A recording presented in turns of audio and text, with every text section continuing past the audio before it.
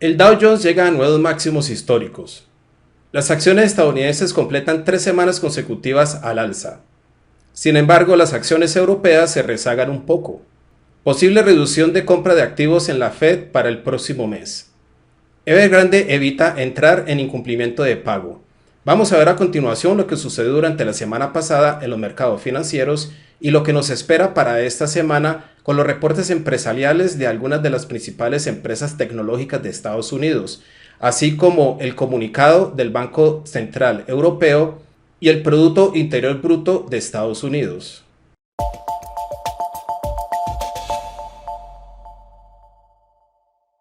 Hola, mi nombre es Alexander Londoño, analista de mercados del broker Active Trades. El Dow Jones registra un nuevo máximo histórico en los 35.607 puntos. Durante el viernes pasado registró un máximo intradiario en los 35.765 puntos. El índice es apoyado por los excelentes resultados empresariales de American Express, lo cual apoya al sector financiero estadounidense. El S&P 500 y el Nasdaq cierran el viernes en negativo, pero logran cerrar la semana en positivo. Las acciones estadounidenses completan 3 semanas consecutivas subiendo. El Dow Jones sube un 1,08% durante la semana pasada, el S&P 500 sube un 1,64% semanal y el Nasdaq logra una ganancia semanal del 1,29%. Europa no contó con la misma suerte de las acciones estadounidenses. El FTSE 100 de Reino Unido y el DAX de Alemania cierran el viernes al alza, pero cierran la semana en negativo. El IBEX 35 de España no logra superar los 9.000 puntos, deja una vez más una falsa ruptura por encima de ese nivel y regresa a la baja. El oro sube un 1,41% durante la semana pasada y se mantiene dentro de un canal alcista. Sin embargo, regresa por debajo de la media móvil exponencial de 200 días en el 1794. La plata gana un 4,43% durante la semana pasada, pero tampoco logra cerrar por encima de la media móvil exponencial de 200 días y regresa por debajo de esa media móvil. Jerome Powell, presidente de la Reserva Federal de Estados Unidos, anuncia una reducción de compra de activos posiblemente para el próximo mes. Sin embargo, Powell sigue reiterando que los tipos de interés no van a subir todavía. Es posible que los tipos de interés en Estados Unidos suban hacia mediados del próximo año, aunque algunos miembros del comité de la Fed esperan que los tipos de interés suban en el 2023 y uno de los miembros del comité de la Fed espera un aumento de los tipos de interés en el 2024.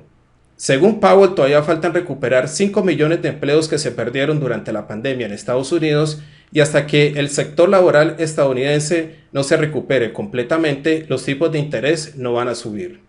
Evergrande, la segunda constructora más grande de China, logra un pago de intereses en el último minuto para evitar entrar en default o en incumplimiento de pago. La constructora reinicia obras en 10 proyectos, pero el pago de 83,5 millones de dólares en intereses solo le compra una semana más a Evergrande. Aparte de Evergrande, las mayores constructoras en China también están teniendo problemas y eso presiona al sector inmobiliario en el país asiático. Es por eso que el cobre se desploma debido a que China es el principal consumidor del metal industrial en el mundo. El crudo se mantiene en máximos de 7 años para el petróleo WTI y en máximos de 3 años para el petróleo Brent. Para la próxima semana tenemos los resultados empresariales de las principales empresas tecnológicas de Estados Unidos como Apple, Microsoft, Alphabet, Amazon y Facebook. Las 5 empresas en conjunto representan el 22% del peso o de la ponderación del S&P 500. Para el lunes de la próxima semana tenemos el clima empresarial del IFO de Alemania y el reporte mensual del Bundesbank de Alemania. Para el martes tenemos el índice de precios al consumidor del Banco de Japón, la confianza del consumidor de Estados Unidos, las ventas de viviendas nuevas de Estados Unidos y el índice de precios al consumidor de Australia. Tenemos los bienes duraderos de Estados Unidos, el comunicado del Banco de Canadá sobre política monetaria y tipos de interés, los inventarios de crudo de Estados Unidos y el comunicado del Banco de Japón, también sobre política monetaria y tipos de interés. El jueves tenemos el índice de precios al consumidor preliminar de Alemania, la proyección del índice de precios al consumidor de España, el comunicado del Banco Central Europeo, un dato bastante importante para esta semana, el Producto Interior Bruto de Estados Unidos, también otro dato importante para el jueves de esta semana, y los subsidios por desempleo de Estados Unidos. El viernes tenemos el Producto Interior Bruto de Francia, España, Alemania, Italia, la Eurozona y Canadá. La proyección del índice de precios al consumidor de la Eurozona, el PCE de Estados Unidos, el cual es el indicador de inflación preferido por la Fed, otro dato también bastante importante para esta semana, y la revisión del sentimiento del consumidor y expectativas de inflación de la Universidad de Michigan. Vamos a ver a continuación cómo se comportaron los principales activos durante la semana pasada y los posibles movimientos que tengan para esta semana. Tenemos el gráfico diario del Dow Jones y como podemos observar rompe por encima de los 35.500 puntos. Vemos que aunque cerró en un nuevo máximo histórico deja una sombra superior relativamente larga. Eso nos indica que hacia finales de la sesión los vendedores intentaron tomar control del mercado. Por lo tanto, es posible que el Dow Jones intente retroceder un poco, pero todavía se mantiene esa tendencia alcista a corto plazo, especialmente con la media móvil exponencial de 55 días apuntando hacia arriba. En el gráfico diario del S&P 500 vemos que el índice intenta romper por encima de los máximos históricos en los 4.551 puntos, pero cierra por debajo de ese nivel. Aún así se mantiene el impulso alcista, pero estamos viendo que está perdiendo un poco de fuerza y al igual que el Dow Jones es posible que intente retroceder hacia abajo. Todo depende de cómo salgan los resultados empresariales de las principales empresas tecnológicas en Estados Unidos, lo cual podría impulsar al índice hacia nuevos máximos históricos. Lo mismo que el Nasdaq, ya que el Nasdaq está compuesto principalmente por empresas tecnológicas. Sin embargo, vemos que el índice no logra romper por encima de los 15.500 puntos e intenta retroceder un poco hacia abajo. La media móvil exponencial de 55 días con la zona de los 15.000 puntos podría actuar como soporte para el Nasdaq en caso de un retroceso bajista. Por encima de los 15.500 puntos, su máximo histórico se encuentra alrededor de los 15.699 puntos. El FTSE 100 de Reino Unido estuvo en una zona de congestión durante la semana pasada. El máximo de este año en los 7.245 puntos podría actuar como resistencia para el FTSE 100. Sin embargo, la media móvil exponencial de 55 días está apuntando hacia arriba y esto nos indica de que posiblemente el índice intente continuar con esa tendencia alcista a corto plazo después de esta bandera que se ha formado sobre el gráfico diario. El DAX de Alemania aumenta su impulso alcista por encima de la media móvil exponencial de 55 días, pero encuentra una buena resistencia en los 15.600 puntos. De romper por encima de ese nivel, cualquiera de estos picos podría actuar como resistencia antes de llegar a sus máximos históricos alrededor de los 16.000 puntos. El CAC 40 de Francia se acerca a los 6.784 puntos donde podría encontrar una resistencia.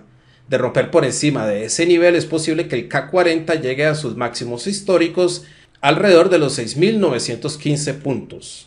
El IBEX 35 de España, como podemos observar, deja otra falsa ruptura por encima de los 9.000 puntos. Vemos que en el pasado el IBEX 35 ya había dejado varias falsas rupturas por encima de ese nivel y regresa hacia abajo. Sin embargo, es posible que la media móvil exponencial de 55 días, alrededor de los 8.878 puntos, actúe como soporte. En las divisas vemos que el euro frente al dólar forma un pequeño triángulo o banderín sobre el gráfico diario, se consolida y de aquí podría salir en cualquier dirección. Sin embargo, todavía se mantiene esa tendencia bajista a medio plazo. Para que cambie de dirección o intente cambiar de tendencia, debería de superar la media móvil exponencial de 55 días. La libra frente al dólar rompe por encima de la media móvil exponencial de 200 días, retrocede a esa misma media móvil, la cual actúa como soporte y de aquí intenta rebotar hacia arriba. Es posible que se esté formando alrededor de esa media móvil un patrón de ruptura retroceso, donde después de romper por encima de la media móvil, retrocede a ese mismo nivel para continuar en dirección de la ruptura inicial. El oro vemos que se mantiene dentro de ese canal alcista. Como podemos observar, intentó romper por encima de la media móvil exponencial de 200 días, pero regresa por debajo de esa media móvil.